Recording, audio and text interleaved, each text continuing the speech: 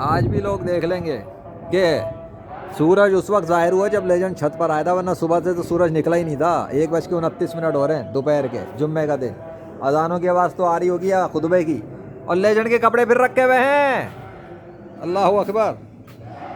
آج دھوئے نہیں ہیں، ایسے ہی رکھ دیے ہیں۔ ذرا سردی کی وجہ سے گلاہٹ گلاہٹ پانی وانی ہوتا ہے نا، جیسے ٹھنڈ ٹھنڈ لگتی ہے، تو ہم نے سوچا ذرا سکھا دیں بھیا، ہیں مسلح بھی رکھ ہی دیتے نا۔ اللہ کا نام ہے نا اس پہ لکھا ہوا، ہاں اسی اللہ کا نام، جس اللہ کا نام یا فرش پر ظاہر ہوا ہے، وہاں درخت پہ ظاہر ہوا ہے، اسی اللہ نے مسلح پہ ظاہر کیا ہوا ہے۔